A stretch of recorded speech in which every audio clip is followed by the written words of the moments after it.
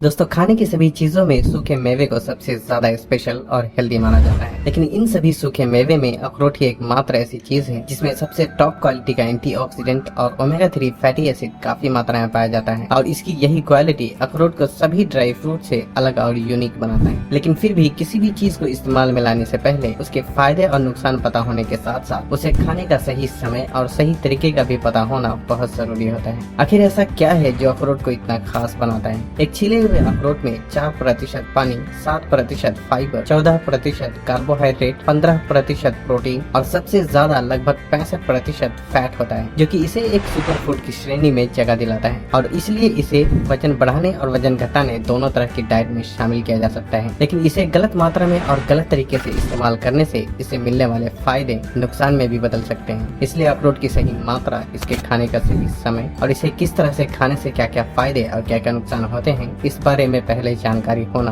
बहुत जरूरी होता है। इसलिए आज के इस वीडियो में हम जानेंगे कि एक दिन में कम से कम और ज्यादा से ज्यादा कितना अखरोट खाया जा सकता है, किस तरह का अखरोट सबसे ज्यादा अच्छा होता है, इसे हमें सूखा या फिर भिगोकर खाना चाहिए, अखरोट खाने का सही समय क्या है, किन लोगों को अखरोट खाना चाहिए और किसे नहीं खाना चाहिए, खासकर जिनके चेहरे पर एक्ने और पिंपल्स की प्रॉब्लम होती है, उन्हें अखरोट का इस्तेमाल करना चाहिए या नहीं करना चाहिए, और वजन बढ़ाने और घटाने वाले लोगों को अखरोट को अपनी डाइट में किस तरह से शामिल करना चाहिए। शुरू करते हैं कि एक दिन में कम से कम और ज्यादा से ज्यादा कितना अखरोट खाया जा सकता है। लेकिन उसके लिए हमारे लिए पहले ये जानना जरूरी है कि अखरोट के क्या क्या फायदे और क्या क्या नुकसान होते हैं, ताकि हमें इसे अपनी डाइट में शामिल करने में आसानी हो। स्किन के लिए फायदेमंद। दोस्तों, अखरोट में बहुत ही यूनिक और पावरफुल मेलाटोनिन नाम का एंटीऑक्सीडेंट पाया जाता है, जो कि इसे सारे ड्राई फ्रूट्स में सबसे अलग और बेहतर बनाता है। इसके अलावा इसमें विटामिन ई, पॉलीफेनॉल और फ्लेवोनाइड जैसे एंटीऑक्सीडेंट भी पाए जाते हैं, जो हमारे शरीर के ऑक्सीडेटिव स्ट्रेस को कम करके फ्री रेडिकल से होने वाले डैमेज से हमारे बॉडी सेल्स को प्रोटेक्ट करते हैं, जिससे हमारी स्किन लंबे समय तक ग्लोइंग तो दिखती ही है, लेकिन एज रिलेटेड जितनी भी समस्याएं होती है ये उसे भी काफी हद तक स्लो डाउन कर देता है। कैंसर से बचाने में मददगार। दोस्तों, अखरोट में पॉलीफेनॉल, इलाइजिटाइनिन और यूरोलिथिन जैसे कंपाउंड पाए जाते हैं, जिसमें मौजूद anti inflammatory properties cancer cell से फाइट करता है और कोलोरेक्टल कैंसर, प्रोस्टेट और ब्रेस्ट कैंसर से प्रोटेक्ट करने में काफी हद तक मदद करता है। हालांकि इस विषय में अभी भी कुछ साइंस रिसर्च होना बाकी है। दिमागी ताकत बढ़ाए।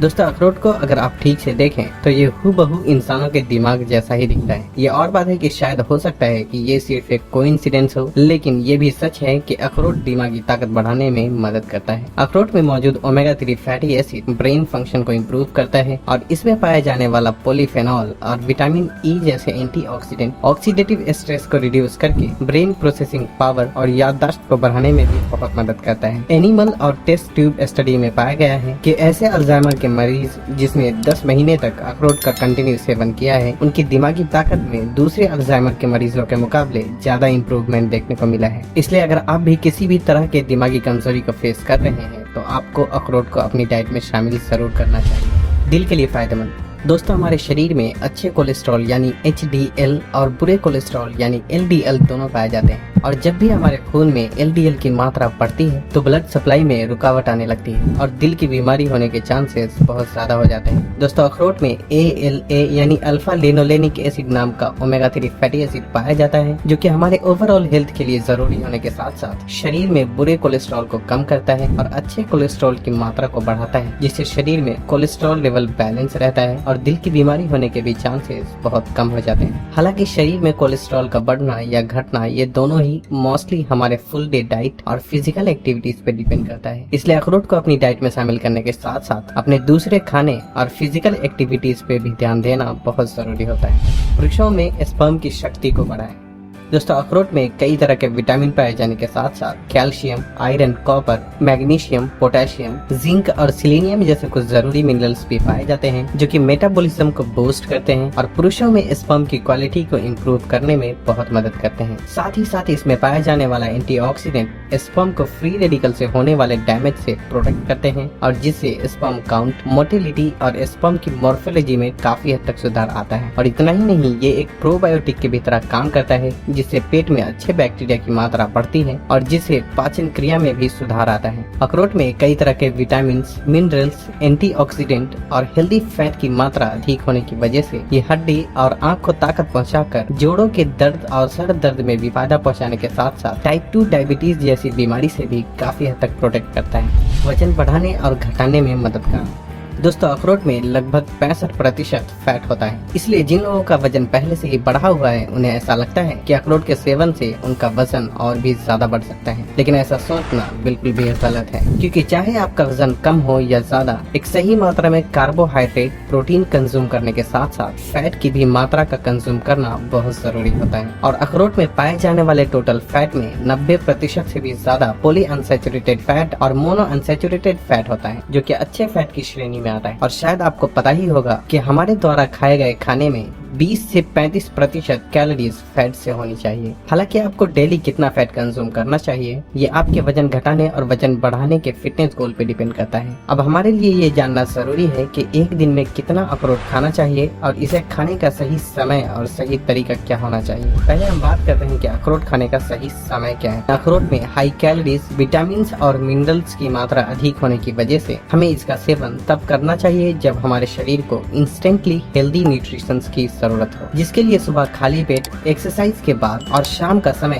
बिल्कुल परफेक्ट होता है, क्योंकि ऐसे समय में हमारा पेट खाली रहता है और जिसकी वजह से खाई जाने वाले चीजों में मौजूद न्यूट्रिशंस को हमारा शरीर बहुत ही तेजी से एब्जॉर्ब करता है। लेकिन क्योंकि अखरोट में सभी ड्राई फ्रूट से अलग एंटीऑक्सीडेंट भी पाया जाता है, जो कि है मेलाटोनिन, और इसलिए ये एक स्लीपिंग हार्मोन की तरह काम करता है। और यही वजह है कि अखरोट का इस्तेमाल रात के समय भी किया जा सकता है, क्योंकि मेलाटोनिन हमारे ब्रेन में स्लीपिंग हार्मोन्स को रेगुलेट करता है, जिससे अच्छी नींद अचीव करने में बहुत मदद मिलती है। अगर आप रात को सोने से पहले दूध भी पीते हैं तब भी आप दूध के साथ इसका इस्तेमाल कर सकते हैं। और अगर आप इसका इस्तेमाल सोने से पहले करना चाहते हैं तो रात का खाना थोड़ा कम मात्रा में खाएं और 1 से 2 अखरोट को दूध के साथ या फिर बिना दूध के खाना खाने से 1-2 घंटे बाद और सोने से आधे घंटे पहले ही इसका इस्तेमाल करें, ताकि आपके शरीर को इसके खाने का सही फायदा मिल सके। एक दिन में कितना अखरोट खाना चाहिए और अखरोट वजन बढ़ाने और घटाने में किस तरह से मदद करता है। दोस्तों, हमें एक दिन में कितना अखरोट खाना चाहिए ये हमें इसमें मौजूद न्यूट्रिशंस को ध्यान में रखते हुए डिसाइड करना चाहिए, क्योंकि अखरोट में कार्बोहाइड्रेट और प्रोटीन के अलावा सबसे ज्यादा फैट की मात्रा होती है। इसलिए आपको इसे कितना खाना चाहिए ये आपके फिटनेस गोल और इसे खाने की सही वजह पे डिपेंड करता है, क्योंकि कुछ लोग अखरोट को सिर्फ अच्छी सेहत मेंटेन करने के लिए खाना चाहते हैं, जबकि कुछ लोग वजन बढ़ाने और वजन घटाने की डाइट फॉलो कर रहे होते हैं। इसलिए जरूरी है कि इसे हर अलग अलग फायदे के लिए अलग अलग तरीके से इस्तेमाल करना चाहिए। वैसे तो एक दिन में कम से कम 1 और ज्यादा से ज्यादा 6 से 7 अखरोट खाना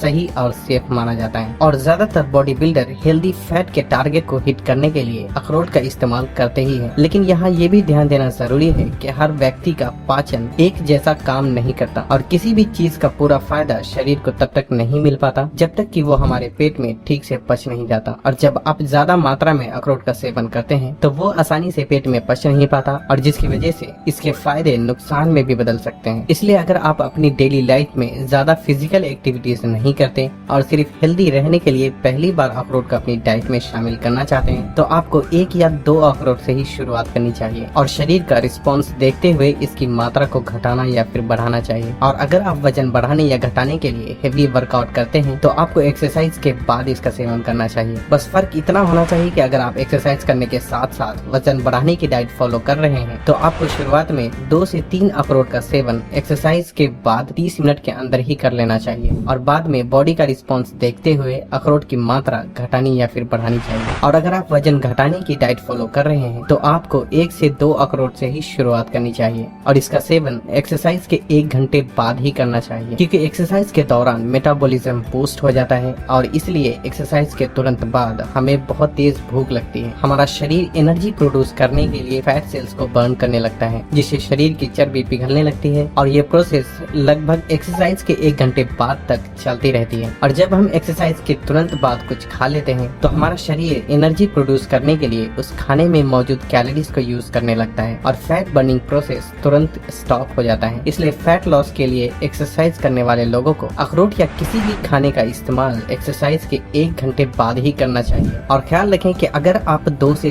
3 अखरोट से ज्यादा इस्तेमाल करना चाहते हैं तो आपको डेली खाए जाने जाने वाले खाने में अनहेल्दी फैट की मात्रा का सेवन कम कर देना चाहिए, क्योंकि अखरोट हो या फिर कुछ और, जरूरत से ज्यादा फैट के सेवन से वजन घटाने में दिक्कतों का सामना करना पड़ सकता है। साथ ही साथ ये भी ध्यान रखना जरूरी है कि सिर्फ अखरोट अकेले तब तक कुछ नहीं कर सकता जब तक कि व्यक्ति का खान पान और लाइफ स्टाइल ठीक ना हो, क्योंकि वजन का घटना या बढ़ना व्यक्ति के डाइट, फिजिकल एक्टिविटीज और रिस्क पे डिपेंड करता है। अगर आप चाहते हैं कि मैं फैट लॉस पे डिटेल में एक वीडियो बनाऊं तो आप हमें कमेंट करके जरूर बताएं। अखरोट को भिगा कर या फिर सूखा खाना चाहिए और किन लोगों को अखरोट का सेवन करना चाहिए और किसे नहीं करना चाहिए। दोस्तों, सूखे अखरोट में टैनिन और फाइटिक एसिड काफी मात्रा में पाया जाता है, जो कि पेट में जाकर वहां मौजूद मिनरल से बाइंडिंग करके फाइटेट बनाता है, जो कि शरीर में न्यूट्रिशंस एब्जॉर्प्शन में बाधा डालने के साथ साथ पाचन क्रिया को भी बहुत धीमा कर देता है। और अगर हम अखरोट को खाने से पहले पानी में भिगाते हैं तो इसमें मौजूद फाइटिक एसिड पानी में मौजूद मिनरल से बाइंडिंग करके काफी हद तक अखरोट से बाहर निकल जाता है और तब ये सूखे अखरोट के मुकाबले पचने में ज्यादा आसान हो जाता है और इसकी गर्म तासीर भी काफी हद तक कम हो जाती है। इसलिए इसे इस्तेमाल करने के 7 से 8 घंटे पहले अखरोट को पानी में डालकर छोड़ देना चाहिए और इसे खाते वक्त बाहर निकालकर साफ पानी से धोकर सेवन करना चाहिए। और जब आप अखरोट को पानी से बाहर निकालेंगे तो आप देखेंगे कि अखरोट के ऊपर भी पतली सी छिलके की लेयर होती है। इस छिलके में फ्लेवोनाइड और 90% से भी ज्यादा फेनॉल नाम का एंटीऑक्सीडेंट पाया जाता है, जो कि अखरोट का एक सबसे मेन हिस्सा माना जाता है। इसलिए अखरोट को भिगाने के बाद इसके छिलके को निकालना बिल्कुल भी जरूरी नहीं है और किसी भी व्यक्ति को इसके छिलके को तभी निकालना चाहिए जब उसे भीगे हुए अखरोट भी ठीक से नहीं पच पाते। अखरोट कैसा होना चाहिए और इसे किसे खाना चाहिए और किसे नहीं खाना चाहिए। दोस्तों, खास तौर पे अखरोट 2 तरीके के होते हैं, ब्लैक अखरोट और ब्राउन अखरोट। ब्राउन अखरोट को इंग्लिश वॉलनट के नाम से भी जाना जाता है। वैसे तो दोनों ही अखरोट में लगभग बराबर मात्रा में कैलोरीज पाए जाते हैं, लेकिन काले अखरोट में कुछ माइक्रोन्यूट्रिएंट्स जैसे कि अर्जिनाइन और सिलेनियम की मात्रा ब्राउन अखरोट के मुकाबले ज्यादा होती है, जबकि ब्राउन अखरोट में काले अखरोट के मुकाबले ओमेगा 3 फैटी एसिड की मात्रा ज्यादा पाई जाती है। ब्राउन अखरोट में पाए जाने वाले शेल काले अखरोट से पतले होते हैं, जो कि आसानी से ब्रेक हो जाते हैं। साथ ही साथ ब्राउन अखरोट का टेस्ट भी काले अखरोट के मुकाबले सॉफ्ट और अच्छा होता है। इसलिए ओवरऑल देखा जाए तो इंग्लिश वॉलनट यानी ब्राउन अखरोट काले अखरोट के मुकाबले ज्यादा बैलेंस्ड होता है। और एक और बात पे ध्यान देना जरूरी है कि अखरोट को किसी टाइट डब्बे में बंद करके किसी ठंडी जगह या फिर रेफ्रिजरेटर में स्टोर करके रखना चाहिए, क्योंकि अखरोट में पाया जाने वाला पॉलीअनसैचुरेटेड फैट ज्यादा गर्म जगह पर जल्दी ऑक्सीडाइज हो जाता है, जिससे इसमें फंगस लगकर खराब होने के साथ साथ इसका स्मेल और टेस्ट भी बिगड़ जाता है और तब इसके सेवन से शरीर को नुकसान भी हो सकता है। इसलिए अखरोट खरीदते वक्त चेक करके खरीदने के साथ साथ इसे जहाँ तक हो सके डार्क, ड्राई और ठंडी जगह पे ही स्टोर करके रखना चाहिए।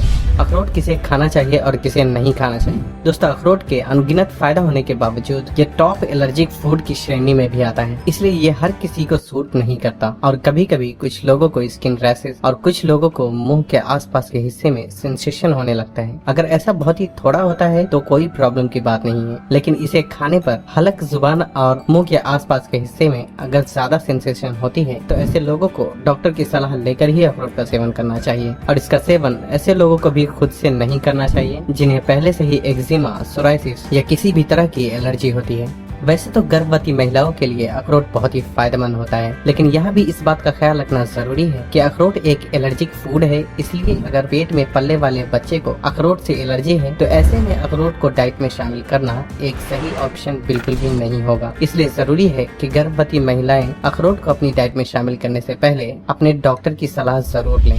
पिंपल्स और एक्नी में अखरोट का इस्तेमाल। कुछ लोगों से आपने अक्सर सुना होगा कि ड्राई फ्रूट्स के सेवन से चेहरे पे एक्नी और पिंपल्स की प्रॉब्लम बढ़ने लगती है, लेकिन ऐसा कहना सही भी है और गलत भी, क्योंकि मैंने पहले भी कहा कि अखरोट सबको सूट नहीं करता और इसलिए एक्नी की प्रॉब्लम बढ़ जाती है। और दूसरी बात यह है कि अखरोट में ओमेगा 6 की मात्रा ओमेगा 3 से ज्यादा होती है और ओमेगा 3 इन्फ्लेमेशन को कम करता है, जबकि ज्यादा ओमेगा 6 के सेवन से बॉडी में इन्फ्लेमेशन बढ़ जाता है, जिससे स्किन में सीबम का प्रोडक्शन भी ज्यादा होने लगता है और इसलिए पिंपल्स बढ़ने के चांसेस भी ज्यादा रहते हैं। लेकिन दूसरी तरफ देखा जाए तो अखरोट में ओमेगा 3 और जिंक भी पाया जाता है जो कि पिंपल्स को कम करने में मदद करता है। और ओवरऑल अगर कहा जाए तो अखरोट का सेवन पिंपल्स वाले लोग भी कर सकते हैं, लेकिन उन्हें कम मात्रा में सेवन करना चाहिए और साथ ही साथ हाई ओमेगा 3 और लो ओमेगा 6 फूड को भी अपनी डाइट में शामिल करना चाहिए, जैसे कि फ्लैक्स सीड, चिया सीड या फिर फिश ऑयल। यानी इन तीनों में से किसी भी एक को अपनी डाइट में शामिल करना जरूरी है, क्योंकि इनमें ओमेगा 3 की मात्रा ज्यादा होने की वजह से अखरोट से मिलने वाले ओमेगा 6 को बैलेंस किया जा सकता है और तब पिंपल्स वाले लोग भी अखरोट का आसानी से सेवन कर सकते हैं। मैं एक बार फिर यही कहना चाहूँगा कि अखरोट एक सुपर फूड है, इसलिए कम से कम 1 से 2 अखरोट को अपनी डाइट में आपको शामिल जरूर करना चाहिए। और अगर आपको इससे फायदा मिलता है तो आपको इसे कंटिन्यू करना चाहिए, क्योंकि इससे होने वाले फायदे अनगिनत हैं और नुकसान बहुत ही रेयर है, यानी कि बिल्कुल ना के बराबर है। तो बस आज के लिए इतना ही। अगर आपको मेरी ये छोटी सी कोशिश पसंद आती है तो आप इस वीडियो को लाइक और शेयर करके अपना सपोर्ट दिखाना बिल्कुल भी ना भूलें। और तब तक के लिए अपना ख्याल रखें।